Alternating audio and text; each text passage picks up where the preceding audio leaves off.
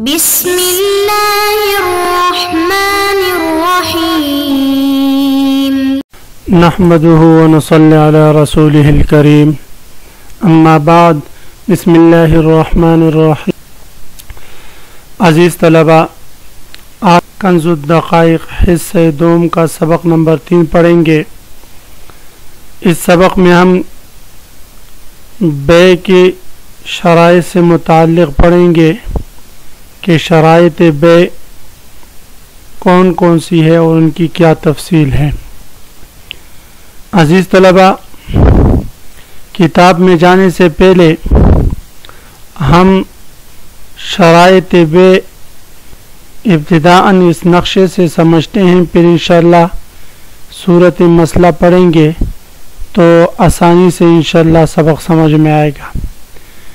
یاد رکھیں کہ فقہائے کرام نے بے کی شرائط عاقد کے لیے الگ بیان کی ہے، نفس عقد کے لیے الگ بیان کیے ہیں، معقود علیہ کے لیے الگ بیان کیے ہیں، اور مکان عقد کے لیے الگ ہیں اور ثمن کے لیے الگ ہیں.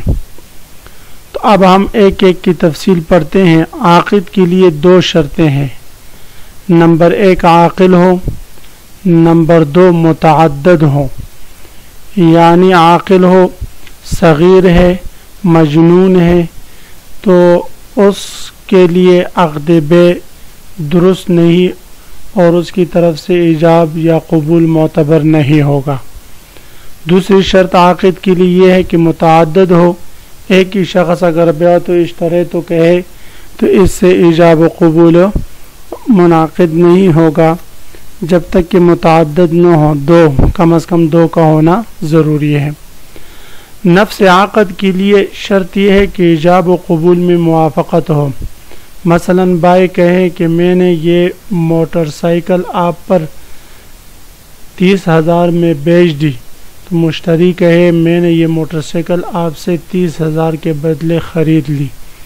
تو یہ نہ ہو کہ بائع تو موٹر سائیکل کی بات کر رہا ہو اور مشتری کہے میں نے 30,000 میں یہ کار آپ سے خرید لی، اس سے عقد منعقد نہ ہوگا. تو نفس عقد کے لیے شرط یہ ہے کہ ایجاب و قبول دونوں میں موافقت ہو. ایجاب و قبول میں موافقت کی ایک اور مثال بھی سمجھیں کہ بائع کہے میں نے یہ موٹر سائیکل آپ پر 30,000 میں بیچ دی اور مشتری کہے میں نے 20,000 میں خرید لی، تو دونوں میں موافقت نہیں ہوئی. ایک نے 30,000 ثمن بیان کیا اور دوسرے نے 20,000، تو اس سے بھی وہ منعقد نہیں ہوگی. معقود علیہ کے لیے شرط کیا ہے؟ معقود علیہ کے لیے فقہا 6 شرائط ذکر کرتے ہیں. سب سے پہلی شرط یہ ہے کہ معقود علیہ موجود ہو. موجود ہونا ضروری ہے. اگر معقود علیہ موجود نہ ہو اور اس پر عقد کرتے رہیں، مثلا ابھی تک باغ میں پھل آیا ہی نہیں اور پہلے سے اس کی بے ہو جائے، ابھی تک درختوں پر آم لگے نہیں ہے اور پہلے سے کہے کہ بھئی اس موسم کا آم میں نے آپ پر اپنے باغ کے پورے آم 6 لاکھ میں فروخت کر دیے، تو یہ درست نہیں. مال ہونا. معقود علیہ کی دوسری شرط یہ ہے کہ وہ مال ہو. ایسی چیز جو مال نہ ہو، مثلا خمر ہے، مثلا خنزیر ہے، جو مسلمانوں کے ہم مال شمار نہیں ہوتا، تو ان کا معقود علیہ بننا یہ درست نہیں ہوگا. نمبر 3 قیمتی ہونا. نمبر 4 مملوک ہونا. یعنی اس میں مملوکیت ممکن ہو، کسی کی مملوک بن سکتی ہو. مثلا آزاد ہے تو اب آزاد آدمی کسی کا مملوک نہیں ہو سکتا، اگرچہ قیمتی ہے، تو مملوک بننے کی صلاحیت ہو معقود علیہ میں. بائع کی ملک ہونا. بائع کی ملکیت ہو. ایسے نہ ہو کہ دوسروں کی کاریں، دوسروں کی موٹر سائیکل لے کر ہم فروخت کرتے رہیں، اس سے جو ہے بے منعقد نہیں ہوگی. مقدور تسلیم بھی ہو، یعنی اس مبیع کو مشتری کے حوالے کرنا یہ ممکن ہو بائع کے لیے. ایسا نہ ہو کہ اگر موٹر سائیکل غائب ہو گئی اور مشتری نے اس کی موٹر سائیکل دیکھی ہے، اس نے کہا بھئی میں نے اپنی موٹر سائیکل آپ پر 30,000 میں بیچ دی، 30,000 روپے اس سے لے لے، اور موٹر سائیکل ادھر سے چور نے چورائی ہو، غائب ہو، اس کی وہ مقدور تسلیم میں نہ ہو، تو ایسی بے درست نہیں. مکان عقد کے لیے شرط یہ ہے کہ اتحاد مجلس ہوں، ہاں دونوں ایک ہی مجلس میں ایجاب و قبول کر رہے ہوں، الگ الگ مجلس سے نہ ہوں۔ جس مجلس میں ایجاب ہو جائے اسی مجلس میں قبول کرنا بھی ضروری ہے۔ آج اگر ایجاب کر دیا، کل مشتری کہے میں آج قبول کرتا ہوں تو کل کی بات اور ہوگی، پھر بے منعقد نہیں ہوگی۔ ثمن کے لیے شرط یہ ہے کہ مقدار اور وصف دونوں معلوم ہوں۔ ثمن کی مقدار بھی معلوم ہو، مثلا 30,000 ہے، وصف بھی معلوم ہو بھئی کہ کس قسم کا ثمن ہے، پاکستانی روپیہ ہے، ریال ہے، کیا چیز ہے، تو وصف بھی معلوم ہو۔ یا مشار الیہ ہونا کہ مثلا ایک بڑا ڈیر غلے کا یا کسی چیز کا رکھا ہوا ہے، کہے کہ اس بائک کو میں نے اس غلے کے بدلے میں آپ سے خرید لیا، تو غلے کو اس نے ثمن بنا دیا تو مشار الیہ ہے، تو یہ بھی ٹھیک ہے۔ رائج الوقت ہونا، اگر ثمن نقدی ہے تو ایسا نقدی ہو کہ جو رائج الوقت ہو، اگر رائج الوقت نہیں ہے، وہ کوٹے پیسے ہیں، نقلی پیسے ہیں، تو ان سے بے منعقد نہیں ہوگی۔ عزیز طلبہ، جب یہ شرائط آپ سمجھ گئے تو اب ہم آتے ہیں کتاب کی طرف۔ انشاءاللہ کتاب کے مسائل ہم بڑی آسانی سے اب سمجھیں گے۔ تو سب سے پہلے ہم عبارت پڑھتے ہیں، وَأَيٌّ قَامَ عَنِ الْمَجْلِسِ قَبْلَ الْقَبُولِ بَطَلَ الْإِجَابُ وَلَا بُدَّ مِنْ مَعْرِفَةِ قَدْرٍ وَوَصْفِ ثَمَنٍ غَيْرِ مُشَارٍ لَا مُشَارٍ وَلَا مُشَارٌ وصح بثمن حال وبأجل معلوم ومطلقه على النقد الغالب وإن اختلف النقود فسد إن لم يبين أحدهم۔ وأي قام عن المجلس، گزشتہ سبق میں ہم نے پڑھا تھا کہ ويلزم بإيجاب وقبول وضع للمضي وبطاعات، کہ بے ایجاب و قبول سے لازم ہو جاتی ہے قبول کے ایسے الفاظ جو ماضی کے لیے وضع کیے گئے ہوں، اور اسی طرح فعل طاعتی سے بھی بے لازم ہو جاتی ہے۔ وَأَيٌّ قَامَ عَنِ الْمَجْلِسِ قَبْلَ الْقُبُولِ، ایجاب کرنے کے بعد قبول سے پہلے بائع اور مشتری میں سے کوئی ایک اگر مجلس سے اٹھ کھڑا ہو جائے، بطل الایجاب، تو ایجاب باطل ہو۔ بھئی یہ عقد بیع چونکہ تملیکات سے ہے، اور جملہ تملیکات میں ایجاب و قبول مجلس عقد میں کرنا ضروری ہے۔ اگر مجلس عقد میں ایجاب کے بعد قبول کرنے سے پہلے کوئی ایسا عمل یا کوئی ایسا قول فعل پائے جائے جس سے اعراض کی پہچان ہو ایجاب سے، تو فرماتے اس صورت میں اس ایجاب کی حیثیت باطل ہو جائے گی۔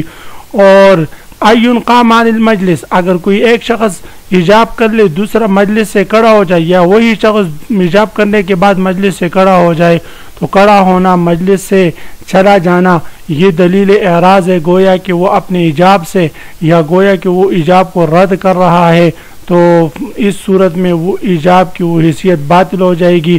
اسی طرح اگر اس نے کہا کہ بھئی بیعت ھذا الشیء، یہ چیز میں نے آپ پر بیچ دی، اور مشتری آگے سے کہے کہ چھوڑو بھائی اس چیز کو، جاؤ میرے لیے فلاں چیز لے کر آؤ، فلاں لے کر آؤ، تو اب اگر اسی مجلس میں وہ بیٹھا ہوا ہے، قیام نہیں پائے گا، لیکن اس کی اس گفتگو نے، اس کے اس الگ قول سے دلیل اعراض پایا گیا کہ اس کو یہ چیز نہیں چاہیے، تو اس لیے وہ ایجاب باطل ہو جائے گا۔ تو بہرحال صرف کھڑا ہونا نہیں، ہر ایسا عمل یا قول جس سے اعراض کی پہچان ہو، جو اعراض کی علامت ہو، تو اس سے ایجاب باطل ہو جائے گی۔ پھر اگر اس کے بعد وہ دوبارہ قبول کرتے تو اس قبول کا اعتبار نہیں ہوگا۔ وَأَيٌّ قَامَ عَنِ الْمَجْلِسِ، اور بائع اور مشتری میں سے کوئی بھی اگر مجلس سے اٹھ کھڑا ہوا قبل القبول، ایجاب کے بعد قبول سے پہلے بطل الایجاب، تو ایجاب کی حیثیت باطل ہو جائے گی۔ وَلَا بُدَّ مِن مَعْرِفَةِ قَدْرٍ، اب یہاں سے شرائط بیع باقاعدہ شروع ہو رہے ہیں۔ تو سب سے پہلے فرما رہے وَلَا بُدَّ مِن مَعْرِفَةِ قَدْرٍ، بائع ثمن کا یا مبیع کا معلوم ہونا، اس کی مقدار کا معلوم ہونا یہ ضروری ہے، یعنی ثمن اور مبیع دونوں میں سے ہر ایک کی مقدار کا معلوم ہونا یہ ضروری ہے۔ اگر مقدار معلوم نہیں، مقدار میں جہالت ہو، تو اس صورت میں وہ بیع درست نہیں ہوگی، عزیز طلبہ ایک ضابطہ یہ آپ لوگ اپنے پاس یاد رکھیں، یہ ضابطہ وہ ضابطہ یہ ہے کہ ہر ایسی جہالت جو مفضی الی المنازعہ ہو، عقد میں ہر ایسی جہالت جو مفضی الی المنازعہ ہو وہ مفسد بے ہے، اس سے بے فاسد ہو جاتی ہے۔ تو مقدار کا ثمن اور مبی دونوں میں سے ہر ایک کی مقدار کا معلوم ہونا یہ ضروری ہے کہ بھئی اتنے من گندم یا اتنے کلو غلہ میں آپ پر بیچ رہا ہوں، وہ کہیں 10 روپے میں یا 10 درہم میں یا 10 دنانیر کے بدلے میں آپ سے یہ لے رہا ہوں، تو دونوں کی مقدار معلوم ہونا یہ ضروری ہے۔ ووصف ثمن، اور ثمن کا وصف معلوم ہونا یہ بھی ضروری ہے۔ وصف کی اضافت ثمن کی طرف کی، اس میں اشارہ اس بات کی طرف ہے کہ مبی کا وصف اگر معلوم نہ ہو تو وصف جہالت فی المبی یہ قابل برداشت ہے، لیکن وصف ثمن یہ مفسد بے ہے، یہ ایسی جہالت ہے جو مفسد بے ہے، اس لیے مفضی للمنازع اس سے بے فاسد ہوگی۔ تو وہ وصف ثمن، اور ثمن کا وصف معلوم ہونا بھی ضروری ہے۔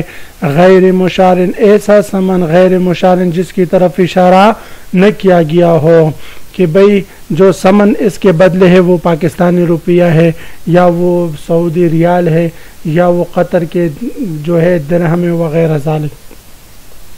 لا مشارن، اس کا عطف ہے مشارن پر، یعنی ایسے ثمن کا وصف معلوم ہونا ضروری ہے جو وصف غیر مشارن جس کی طرف اشارہ نہ کیا گیا ہو۔ لا مشارن، نہ کہ وہ ثمن جس کی طرف اشارہ کیا گیا ہو تو اس کا وصف معلوم ہونا یہ ضروری نہیں۔ مثلا اگر کوئی شخص کہے کہ یہ 2 من گندم جو جس کی بوریاں یہ پڑی ہوئی ہے یہ میں نے آپ پر بیچ دی، اور مشتری کہے یہ جو جوار پڑا ہوا ہے 4 بوریاں اس کے بدلے میں نے آپ سے یہ خرید لی، تو اب جوار کی طرف اس نے اشارہ کیا اور یہ نہیں بتایا کہ یہ جوار اس موسم کی ہے یا گزشتہ موسم کی ہے، وصف وغیرہ بتائی نہیں، تو فرماتے ہیں کہ اس صورت میں چونکہ ثمن جو جوار مقرر ہوئی ہے وہ مشارن الیہ اس کی طرف اشارہ کر چکا ہے مشتری، تو اس کا وصف معلوم ہونا یہ ضروری نہیں۔ ولا بد من معرفت قدر، مقدار کا معلوم ہونا ضروری ہے۔ قدر کا تعلق مبی اور ثمن دونوں سے، یعنی دونوں کا مقدار معلوم ہونا ضروری ہے۔ اگر دونوں میں سے کسی ایک کی مقدار میں ذرا برابر بھی جہالت ہوگی تو یہ جہالت چونکہ مفضی الی النزاع ہے اس وجہ سے بے فاسد ہوگی۔ ووصف ثمن غیر مشارن، اور ایسا ثمن جس کی طرف اشارہ نہ کیا گیا اس کا وصف معلوم ہونا بھی ضروری ہے۔ لا مشارن، کہ وہ ثمن جس کا کی طرف اشارہ کیا گیا ہو اس کا وصف بیان کرنے کی ضرورت نہیں۔ وصح بثمن حال، اور فرماتے ہیں ثمن حالی کے ساتھ یعنی نقدی ثمن کے ساتھ بھی بے صحیح ہے۔ صح میں ضمیر بے کی طرف راجع ہے، اے صح البیع، بے صحیح ہے، اے صح البیع بے صحیح ہے، بثمن حال نقدی ثمن کے ساتھ، وباجل معلوم، اور ادار کے ساتھ بھی جب مدت معلوم ہو کہ 1 مہینے کے بعد میں ثمن دوں گا یا 2 مہینے کے بعد دوں گا یا ہر مہینے میں بطور قسط کے 5-5 ہزار روپے دیتا رہوں گا، تو اجل معلوم کے ساتھ، مدت معلومہ کے ساتھ ادار ثمن کے ساتھ بھی بے درست ہے۔ ومطلق علی النقد الغالب، اب یہاں سے فرماتے ہیں کہ اگر کوئی شخص عقد بے کرے اور عقد بے یوں ہو کہ میں نے یہ بائک آپ پر 30,000 کے بدلے بیچ دی، تو 30,000 ریال بھی ہو سکتے ہیں، 30,000 پاکستانی روپیہ بھی ہو سکتا ہے، اور 30,000 درہم و دنانیر بھی ہو سکتے ہیں۔ کیا چیز مراد ہے؟ تو فرماتے ہیں ہم مکان بے کو دیکھیں گے کہ جس جگہ یہ عقد ہو رہا ہے اس جگہ کو ہم دیکھیں گے۔ اگر وہ جگہ پاکستان کا شہر کراچی ہے تو یہاں پاکستان کے 30,000 روپیہ مراد ہوں گے۔ اگر وہ ریاض شہر میں یہ عقد کر رہے ہیں تو 30,000 ریال مراد ہوں گے۔ اگر وہ جو ہے دبئی میں کر رہا ہے عقد تو وہاں کے درہم مراد ہوں گے۔ اور مطلق ہو، اور عقد اگر مطلق واقع ہو تو اس صورت میں تقع علی النقد الغالبی، تو شہر کے رائج پیسے پر، رائج الوقت پیسے پر عقد جو ہے وہ منحصر ہوگا، اور اسی پر اس کا اطلاق ہوگا۔ وَإِنِ اخْتَلَفَ النُّقُودُ، ہاں اگر کوئی جگہ ایسی ہو جہاں وقت کر رہے ہوں وہاں نقود یا رائج پیسہ مختلف ہو، یعنی وہ اوپن مارکیٹ ہے، وہاں ریالوں سے بھی بے ہو رہی ہے اور درہم و دنانیر سے بھی ہو رہی ہے، پاکستانی روپیہ سے بھی ہو رہی ہے، ڈالروں سے بھی ہو رہی ہے، تو فرماتے اس صورت میں اگر رائج پیسہ اس جگہ میں مختلف ہو تو فسدہ، تو بے فاسد ہو جائے گی۔ ان لم یبین احدہا، اگر رائج پیسوں میں سے کسی ایک کے تعین وہ نہیں کرتا، کسی ایک کو بیان نہیں کرتا۔ کیوں بھئی؟ اس لیے کہ جب رائج الوقت پیسے الگ الگ ہوں گے، مختلف ہوں گے، تو پھر اس صورت میں بائع کا مطالبہ ہوگا کہ مجھے دینار دے دو، مجھے ڈالر دے دو، اور مشتری کہے گا نہیں یہ تو پاکستانی 30,000 روپے مراد تھی میرے۔ تو فرماتے ہیں اس صورت میں پھر یہ جہالت چونکہ مفضی الی النزاع ہے اور جھگڑنے کا خطرہ ہے، اس لیے اس جہالت کی وجہ سے وہ بے جو ہے وہ فاسد ہو جائے گی۔ وَإِنِ اخْتَلَفَ النُّقُودُ، اگر رائج الوقت پیسہ مختلف ہو، فسدہ، تو بے فاسد ہو جائے گی۔ ان لم یبین احدہا، اگر بائع اور مشتری میں سے کوئی ایک جو ہے ان سمنوں میں سے کسی ایک کو بیان نہیں کرتا۔ اگر مشتری نے کسی ایک سمن کو بیان کر دیا، کہا کہ میری مراد 30,000 ہے اور بائع کہے 30,000 روپے ہے، بائع کہے ٹھیک ہے، فرماتے اس صورت میں پھر وہ بے درست ہو جائے گی۔ عزیز طلبہ، آج کے اس سبق کا خلاصہ یہ ہوا کہ ہم نے شرائط بے پڑھی۔ شرائط بے میں سمن کے لیے جو شرائط ہے، عاقد کے لیے شرائط ہے، معقود علیہ کے لیے جو شرائط ہے، وہ ہم نے ایک نقشے کے ذریعے تفصیلاً آپ کو سبق کے شروع میں بتا دی، اور اس کے بعد ہم نے کتاب میں سے صفحہ نمبر 250 وَيُنْقَامَ عَنِ الْمَجْلِسِ قبل القبول بطل الایجاب سے لے کر فسد ان لم یبین احدہا تک یہ عبارت کا ترجمہ، اس کی تشریح بتائی۔ تو کل میں انشاءاللہ آپ حضرات سے باعتبار معقود علیہ کے بے کی جو شرائط ہے یہ سنوں گا۔ آپ حضرات نے خوب تیاری کر کے اگلے سبق میں حاضر ہونا ہے۔ آخر دعوانا ان الحمدللہ رب العالمین۔